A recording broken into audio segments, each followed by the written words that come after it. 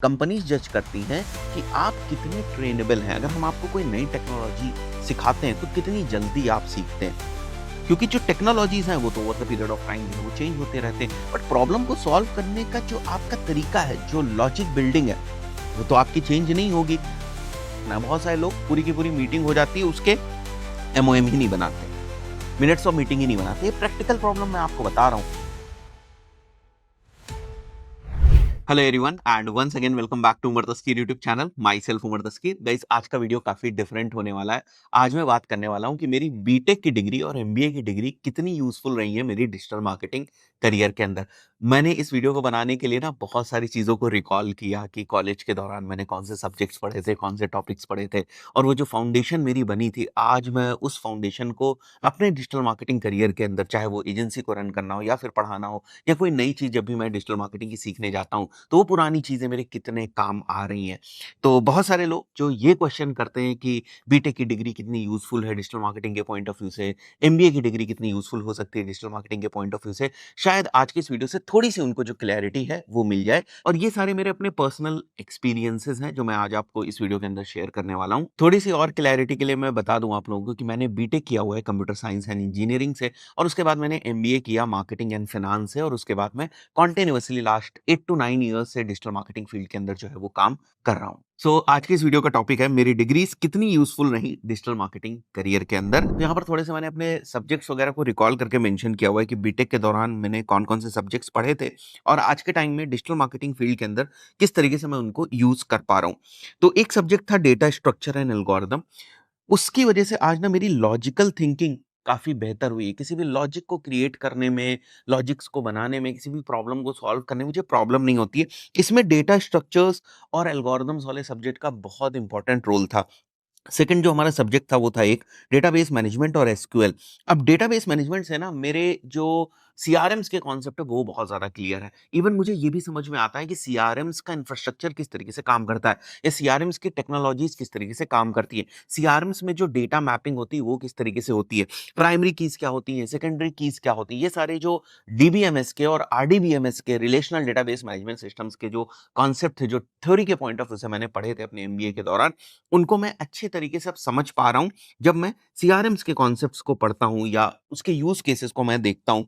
Right, building blocks of CRM आज मेरे को समझ में आते हैं। बिग क्वेरी वगैरह पर या कहीं पर भी जहाँ पर रिलेशनल डेटाबेस मैनेज किया जा रहा है वहाँ पर मेरे को कोई भी प्रॉब्लम नहीं होती। एसक्यूएल को भी हम लोगों ने सीखा था जिससे बिग क्वेरी वगैरह को समझने में हमें बहुत ज़्यादा आसानी हुई। बिग डेटा को हैंडल करने के पॉइंट ऑफ व्यू से या गूगल डेटा स्टूडियो के अंदर जब हम दूसरे प्लेटफॉर्म्स को बिग क्वेरी वगैरह को कनेक्ट करते हैं, तो वो सारी चीज़ें जो मैंने इंजीनियरिंग के दौरान पढ़ी थी वो अब मेरे जो है वो काम आ रहे हैं। कंप्यूटर नेटवर्क एक सब्जेक्ट था, जो लोग बीटेक कर रहे हैं कंप्यूटर साइंस से उनको पता होगा, और इसकी वजह से आज के टाइम में मुझे सीडीएन्स वगैरह की जो समझ है वो बेहतर तरीके से हो पाती है। वेब टेक्नोलॉजी रिलेटेड जो सब्जेक्ट्स थे, जो मैंने थोड़ा बहुत एचटीएमएल, सीएसएस और जावास्क्रिप्ट वगैरह बीटेक के दौरान सीखा था, वो वाले कॉन्सेप्ट्स मेरे डिजिटल मार्केटिंग के अंदर सबसे ज़्यादा यूज़ हुए। जैसे वेब डेवलपमेंट बेस्ड प्रोजेक्ट्स जो भी हम डिजिटल मार्केटिंग के अंदर करते थे, प्राइमरीली वेबसाइट क्रिएशन वगैरह, तो एचटीएमएल, सीएसएस और जावास्क्रिप्ट का तो बहुत ज़्यादा यूज़ होता है। आज के टाइम में भी लैंडिंग पेजेस वगैरह के पॉइंट ऑफ व्यू से एचटीएमएल, सीएसएस, जावास्क्रिप्ट, इन सब के कॉन्सेप्ट हम बहुत ज़्यादा यूज़ करते हैं। अब तो जब ट्रैकिंग वगैरह के लिए भी कोड लिखना होता है या कोई स्क्रिप्ट वगैरह लिखने होते हैं, वहाँ पर भी जावास्क्रिप्ट के फंडामेंटल जो है वो यूज़ होते हैं। तो ये सारी चीज़ें मेरी क्लियर हो गई। तो जो मेरे फंडामेंटल्स थे ना वेब टेक्नोलॉजीज़ के, उनसे मुझे इन सारी चीज़ों में डिजिटल मार्केटिंग में बहुत ज़्यादा हेल्प जो है वो मिली है। सॉफ्टवेयर डेवलपमेंट लाइफ साइकिल, इससे मुझे आज के टाइम के जो सास प्रोडक्ट्स हैं उनके फंडामेंटल्स मुझे क्लियर हुए कि सास प्रोडक्ट्स किस तरीके से काम करते हैं, उनको किस तरीके से डेवलप किया जाता है, डेवलपमेंट के डिफरेंट डिफरेंट जो फेजेस होते हैं वो क्या होते हैं। एक सॉफ्टवेयर डेवलपमेंट लाइफ साइकिल करके सब्जेक्ट होता था, प्रॉपर सब्जेक्ट था, प्रॉपर एक बुक थी इसकी, जिसको मैं एग्जैक्टली रिकॉल नहीं कर पा रहा हूँ किस सेमेस्टर में मैंने उसको पढ़ा था, बट उससे मुझे ना आज भी जितने भी टेक प्रोडक्ट्स हैं उनको समझने में कोई दिक्कत नहीं होती। आर्टिफिशियल इंटेलिजेंस और एमएल रिलेटेड भी सब्जेक्ट्स हम लोगों ने पढ़े थे, जिससे कि आज के टाइम में जो हमारे फंडामेंटल्स ऑफ एआई हैं वो ज़्यादा क्लियर हैं। कंपाइलर डिज़ाइन ऑटोमेटा थ्योरी कहा जाता है सीएस के पॉइंट ऑफ व्यू से। बहुत ही कॉम्प्लिकेटेड सब्जेक्ट जो है वो ये होते हैं, इन्हीं में सबसे ज़्यादा लोगों की जो बैक है वो लगती है। तो ये भी मुझे आज के टाइम में हेल्प कर रहे हैं लॉजिकल थिंकिंग में। क्रॉलर्स किस तरीके से काम करते हैं, बिकॉज़ कंपाइलर किस तरीके से काम करता है वो कहीं न कहीं कुछ हद तक रिलेटेड है कि क्रॉलर्स किस तरीके से काम करते हैं या वेब क्रॉलिंग किस तरीके से होती है। तो एसईओ के पॉइंट ऑफ व्यू से जो ये सारी चीज़ें हैं, इसमें थोड़े-से जो फंडामेंटल्स होते हैं वो मेरे पहले ही बीटेक के दौरान ही क्लियर हो गए थे इन सारे सब्जेक्ट्स के थ्रू। देखिए, जो लोग भी ये कहते हैं कि जो भी कुछ आप बीटेक के अंदर सीखेंगे, उनको आप कभी भी यूज़ नहीं कर पाएँगे डिजिटल मार्केटिंग के अंदर, ऐसा नहीं है। देखिए, कोई भी चीज़ अगर आप थॉरोली पढ़ते हैं, अच्छे से पढ़ते हैं, तो वहाँ के जो फंडामेंटल्स होते हैं, जो बेसिक कॉन्सेप्ट्स होते हैं, उनको आप कहीं भी आगे भविष्य में जो है वो यूज़ कर पाएँगे। और ये इंडिविजुअल टू इंडिविजुअल डिपेंड करता है कि उसने वो सारे कॉन्सेप्ट्स कितनी गहराई से जो है वो सीखने की कोशिश करी थी उस वक़्त। अब बहुत सारे लोग जो हैं वो बीटेक के दौरान ही पढ़ाई नहीं कर रहे हैं, तो उसके कॉन्सेप्ट्स को ही नहीं समझ रहे हैं, तो उसके बाद ना डिजिटल मार्केटिंग वगैरह में भी उसके यूज़ केसेस को किस तरीके से जो है वो यूज़ कर पाएँगे। So if you look back ना, एवरी डॉट कहीं न कहीं जो है वो कनेक्ट करती है, तो ये आपको समझने की ज़रूरत है। एमबीए में जो मैंने पढ़ा, एमबीए के जो कोर कॉन्सेप्ट्स थे, वो मेरी बहुत ज़्यादा मदद कर रहे हैं डिजिटल मार्केटिंग के अंदर। और बिकॉज़ बीटेक के बाद भी मैंने एमबीए किया था, तो वो वाले कॉन्सेप्ट मुझे ज़्यादा याद भी हैं आज के टाइम में। जब बीटेक हम लोग करने जाते हैं, तुरंत के तुरंत स्कूल से निकले होते हैं, बट जब एमबीए में करने गया था, तो मैं और थोड़ा-सा मैच्योर हो गया था। तो मुझे समझ में आने लगता था कि किस टाइप से थ्योरेटिकल कॉन्सेप्ट्स को प्रैक्टिकली यूज़ किया जाता है, जब आप जॉब वगैरह करने जाते हैं। तो एमबीए के कॉन्सेप्ट्स को तो मैं बहुत ज़्यादा यूज़ करता हूँ, उनकी बुक्स मेरे बहुत ज़्यादा काम आई। मार्केटिंग मैनेजमेंट वगैरह की जो बुक थी, हमारी फिलिप कोटलर वाली जो बुक थी, वो मार्केटिंग की बाइबल है। मैं तो हमेशा कहता हूँ, वो मार्केटिंग की बाइबल है। अगर आपको मार्केटिंग के फंडामेंटल्स को क्लियर करने हैं, तो फिलिप कोटलर वाली बुक आपको पढ़नी चाहिए। एमबीए वगैरह के दौरान इसको पढ़ाया जाता है। आई एम नॉट श्योर कि बैचलर्स डिग्री में उसको पढ़ाया जाता है नहीं, बट एमबीए में तो उसको पढ़ाया जाता है। मतलब बीबीए वगैरह में मुझे नहीं पता है कि इसको पढ़ाया जाता है या नहीं, राइट?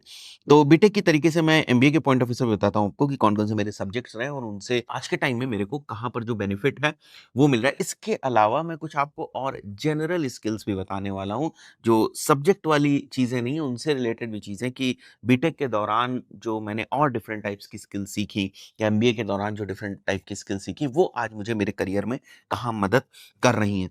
सब्जेक्ट के पॉइंट ऑफ व्यू से बात करूँ, तो मार्केटिंग मैनेजमेंट एक सब्जेक्ट था, बहुत ही प्राइमरी सब्जेक्ट था। अब इसमें ये सारे आपके कॉन्सेप्ट्स थे, 4 piece, HTP, competitive analysis, campaign structuring, इन सब में आज मेरे को मदद मिल रही है। Offer creation, funnel strategy based on consumer segments, ये सारे कॉन्सेप्ट हमारे मार्केटिंग मैनेजमेंट में जो है वो पढ़ाए गए थे। बहुत प्रैक्टिकल लेवल पर आप इनको तभी यूज़ कर पाएँगे, जब आपके अंदर ये एबिलिटी हो कि भाई थ्योरेटिकल कॉन्सेप्ट्स को किस तरीके से प्रैक्टिकल सिनेरियोज़ में अप्लाई जो है वो किया जाता है। तो ये बहुत कुछ ना एक इंडिविजुअल के ऊपर भी डिपेंड करता है कि वो इन सारी चीज़ों को किस तरीके से लेता है और किस तरीके से उसके यूज़ केसेस जो है वो निकाल पाता है। आप मेरे चैनल के ऊपर एक मार्केटिंग की प्लेलिस्ट देखते होंगे, जिसको मैंने मार्केटिंग फंडामेंटल्स के नाम से एक प्लेलिस्ट बनाई है। उसको अगर आप ध्यान से देखेंगे, तो मार्केटिंग मैनेजमेंट एंटायरली मैंने उसके अंदर पढ़ा दिया। मतलब जो एमबीए वाली सारी चीज़ें होती हैं ना, मार्केटिंग मैनेजमेंट से रिलेटेड, वो मार्केटिंग कॉन्सेप्ट्स वाली मेरी प्लेलिस्ट के अंदर जो है वो सारी चीज़ें कवर है। इसका एक कंबाइंड कोर्स भी है, तो उसका भी लिंक मैं आपको दे दूँगा डिस्क्रिप्शन के अंदर। जब भी मौका मिले किसी भी वीकेंड में 2 ढाई घंटे में आप उसको खत्म कर सकते हैं। इसके अलावा एक सब्जेक्ट था हमारा कंज्यूमर बिहेवियर का, बहुत इंटरेस्टिंग सब्जेक्ट था।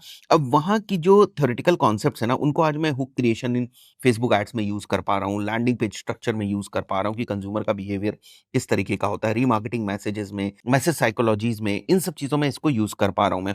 ब्रांड मैनेजमेंट करके भी हमारे पास एक सब्जेक्ट, किस तरीके से आप पोजीशनिंग करते हैं किसी भी प्रोडक्ट या सर्विस की through content, colour, voice and creatives. तो आज के टाइम में क्योंकि हम एड क्रिएटिव्स के ऊपर बात करते हैं, लैंडिंग पेजेस के ऊपर बात करते हैं, तो ये सारे कॉन्सेप्ट्स हमारे यहाँ के लिए जो है वो अप्लाई हो जाते हैं। आगे बढ़ते हैं हम लोग, सेल्स एंड डिस्ट्रीब्यूशन, बहुत जबरदस्त टॉपिक था ये भी, यानी कि एक प्रॉपर सब्जेक्ट था।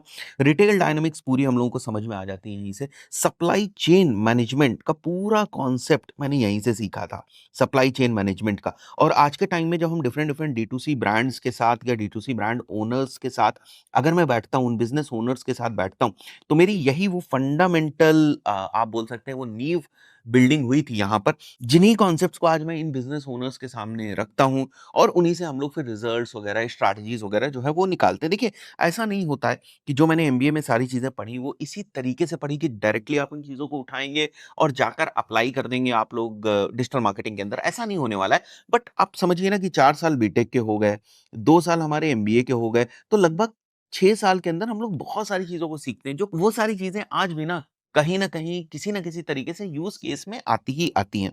आगे हम लोग बढ़ते हैं ऑपरेशनल मैनेजमेंट में, बहुत इंटरेस्टिंग सब्जेक्ट था ये भी।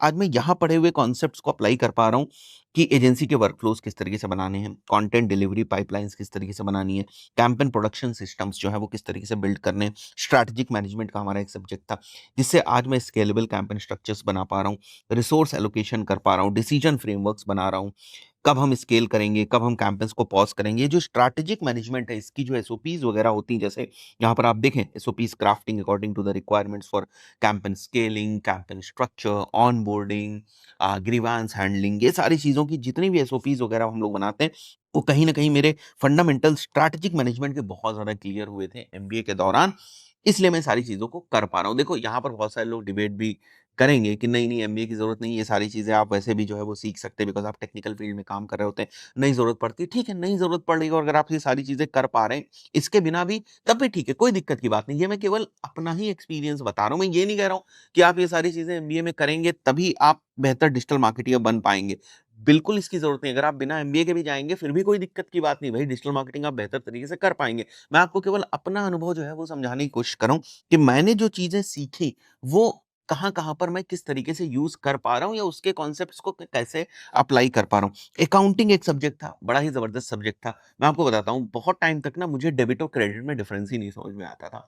मुझे जो आप इसको बोलते हैं ना डे बुक, जो बहुत ही फंडामेंटल अकाउंटिंग होती है ना डे बुक, जमा खर्च जिसको हम देसी भाषा में कहते हैं, खाता बही खाता जिसको हम देसी भाषा में कहते हैं, वो सारी चीज़ें मेरे को नहीं समझ में आता था कि डेबिट का क्या मतलब होता है, क्रेडिट का क्या मतलब होता है। जब अकाउंटिंग वाले सब्जेक्ट्स के अंदर मैंने गया, तो फंडामेंटल्स ऑफ मेरे को बैंकिंग जो है वो समझ में आई। वाउचर-वाउचर जैसे टर्म ना मेरे को नहीं पता थे बीटेक के दौरान। ये सब मुझे एमबीए के दौरान जो है पता होने लगी, किस टाइप से आप बैलेंस शीट जो है वो देखते हैं, किस टाइप से आपका पीएल स्टेटमेंट जो है वो होता है।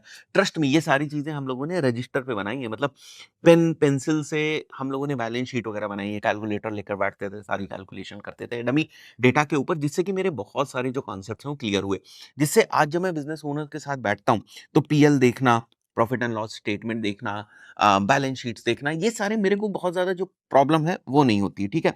यूनिट इकोनॉमिक्स की समझ, पीएल कैलकुलेशंस, सीए से जब मैं आज बात करता हूँ तो मुझे बहुत सारी चीज़ों की जो क्लैरिटी है वो क्या होती है, टैक्सेशन सिस्टम किस तरीके से इंडिया में काम करता है, जीएसटी लॉज़ क्या हैं, ये सारी चीज़ें मुझे फंडामेंटली यहीं पर जो है हमारे अकाउंटिंग वाले सब्जेक्ट के अंदर ही क्लियर हो गई थी। भाई मेरे को सीए के पॉइंट ऑफ व्यू से नहीं पढ़ाया जा रहा था, बट जो मोटी-मोटी बात ये है कि बहुत सारे फंडामेंटल जो है वो मेरे क्लियर हो गए थे। सबसे अच्छी बात ये है कि बड़ी ऑर्गेनाइज़्ड तरीके से हम समझ पा रहे थे कि एक बिज़नेस में जो कैश फ्लो होता है, वो किस तरीके से काम करता है। तो ये सारी फंडामेंटल चीज़ें मेरे को क्लियर हो गई थी और वो सारी चीज़ें, वो सारे कॉन्सेप्ट्स आज मेरे को मेरे बिज़नेस में मदद कर रहे हैं और जब मैं दूसरे क्लाइंट्स के साथ बात करता हूँ, तो वहाँ पर भी मेरे क्योंकि फंडामेंटल्स क्लियर हैं, तो ये सारी चीज़ें मेरी मदद करती हैं। जैसे मैंने आपको बताया कि एमबीए में ही मैंने सबसे ज़्यादा चीज़ें सीखी हैं, वो जो आज मैं डिजिटल मार्केटिंग के अंदर अप्लाई कर पा रहा हूँ।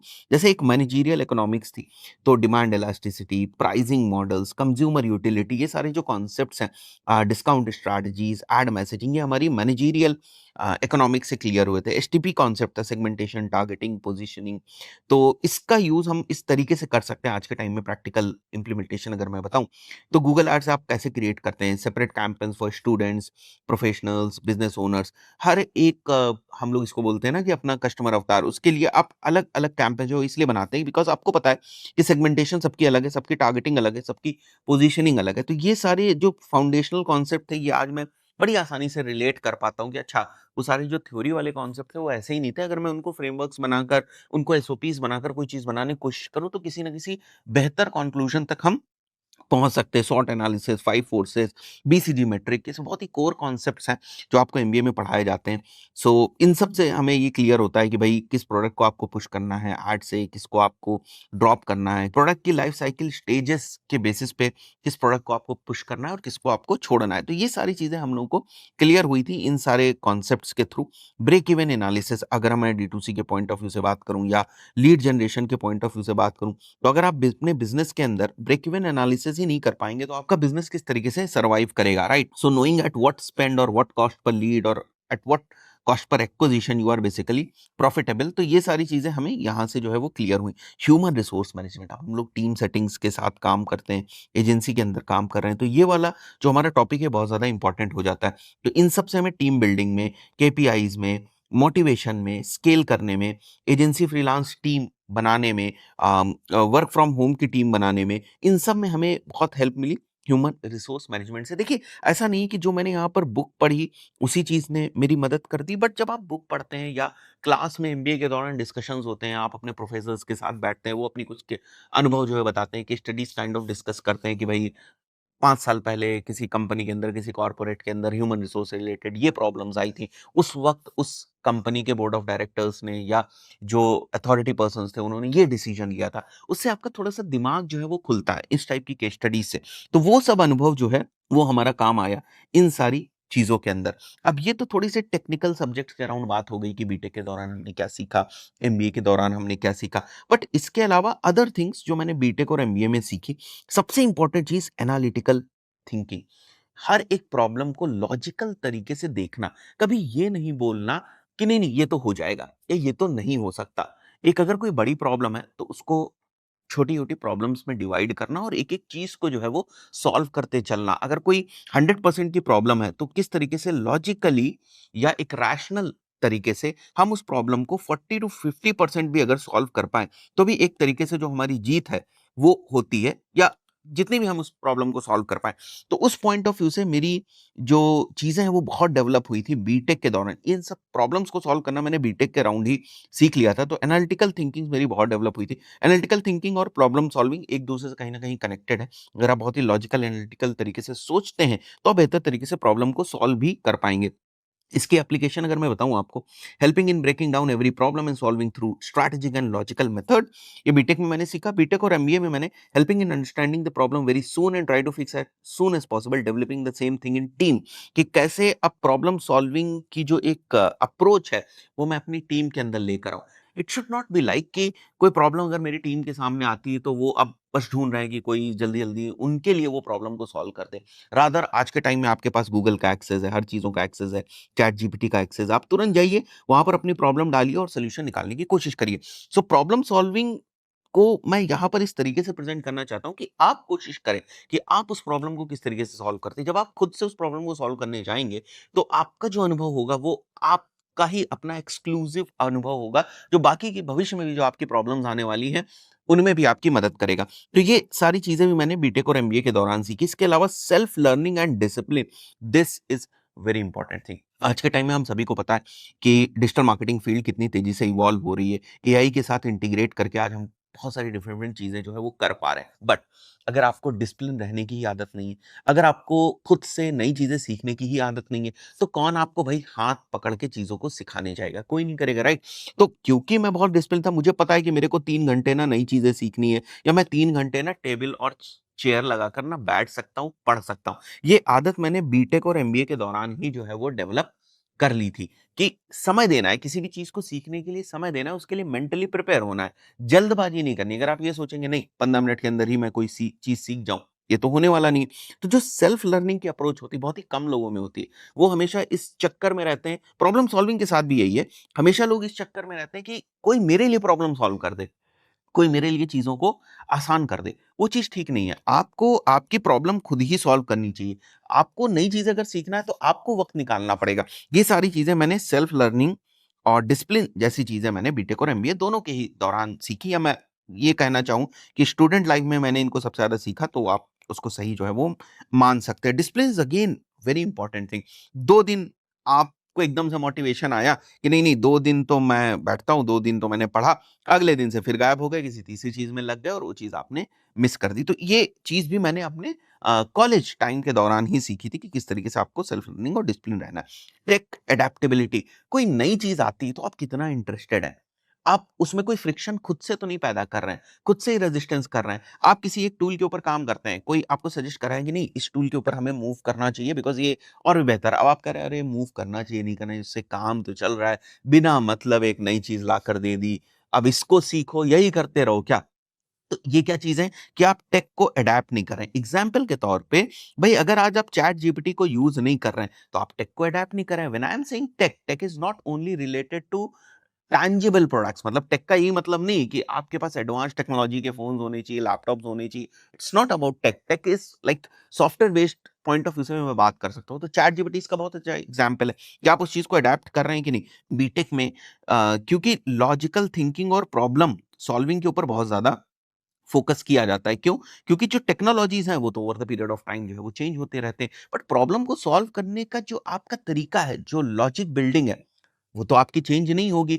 भाई सिंटैक्स चेंज हो जाएगा, राइट? तो इन सब चीज़ों के लिए लोगों को मेंटली बहुत प्रिपेयर जो है वो किया जाता है बीटेक के अंदर, अगर आप डेवलपमेंट वगैरह के अंदर या कोड लिखने के अंदर जा रहे होते हैं तो। क्योंकि कोड लिखने का तरीका तो बदल सकता है बट उस प्रॉब्लम को सॉल्व करने की अप्रोच जो है वो नहीं बदलती है। तो टेक अडेप्टेबिलिटी बहुत ज़्यादा इंपॉर्टेंट है, यहाँ पर नई चीज़ें को आप बहुत तेज़ी से अडैप्ट कर सकें। देखिए ये चीज़ मैं बहुत पहले भी कह चुका हूँ, अलग-अलग वीडियोज़ के माध्यम से 1-2 बार मैंने शायद इसका ज़िक्र किया है कि जब लोग कहते हैं कि भई एक पर्सन जो बीटेक करके निकलता है या थर्ड ईयर में ही होता है और उसको कंपनी प्लेसमेंट मिल जाता है, और फॉर एग्जांपल अगर मैं बहुत ही मिनिमम पैकेज मान के चलूँ तो मान के चलते अगर उसको 6 एलपीए का जो पैकेज है वो मिल रहा है, बट क्यों भाई? आज तक उसको कोई एक्सपीरियंस ही नहीं है। आपको एक्सपीरियंस है, आपको कोई 6 एलपीए नहीं दे रहा है। उसको कोई क्यों 6 एलपीए दे रहा है? उसने तो कॉर्पोरेट में काम ही नहीं किया है, केवल किताबें उसने पढ़ी हैं। तो फिर कंपनीज़ क्या जज करती हैं? कंपनीज़ जज करती हैं कि आप कितने ट्रेनेबल हैं। अगर हम आपको कोई नई टेक्नोलॉजी सिखाते हैं, तो कितनी जल्दी आप सीखते हैं, राइट? ये सारी चीज़ें जो है वो चेक करने की कोशिश करते हैं। तो यही सारी चीज़ें वो आइडेंटिफ़ाई करने की कोशिश करते हैं और उसके बाद आपको जो पैकेज है, वो देते हैं। उनके लिए तो आप बिल्कुल फ्रेश माइंड हो भाई साहब। एक अच्छी कंपनी के लिए आप केवल किताबें पढ़ के निकले हैं, बिल्कुल फ्रेश हैं, बिल्कुल कोरा कागज़ हैं। जैसे वो चाहें, वैसे आपको मोल्ड कर सकते हैं। बट आप मोल्ड होने लायक तो हो, यही तो वो जज करने की कोशिश करते हैं कि आप नई चीजें सीखने के लायक भी हैं कि नहीं है, कि आपके अंदर रेजिस्टेंस है। अगर रेजिस्टेंस है तो आप कितने भी अच्छे हो, उनको नहीं जरूरत है, राइट? आई बिलीव ये चीज आपको समझ में आई होगी। प्रोजेक्ट एग्जीक्यूशन, ये भी मैंने बीटेक और एमबीए में सीखा।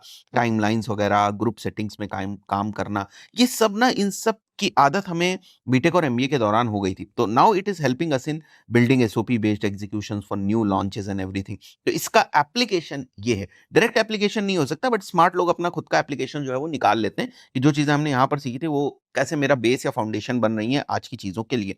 डॉक्यूमेंटेशन मैंने बीटेक और एमबीए के दौरान सीखा कि कोई भी हम लोग टास्क कर रहे हैं या कोई भी हम लोग प्रोजेक्ट कर रहे हैं, उसको किस तरीके से डॉक्यूमेंट जो है वो करके रखना है। बहुत सारे लोग पूरी की पूरी मीटिंग हो जाती है, उसके एमओएम ही नहीं बनाते, मिनट्स ऑफ मीटिंग ही नहीं बनाते। ये प्रैक्टिकल प्रॉब्लम मैं आपको बता रहा हूँ।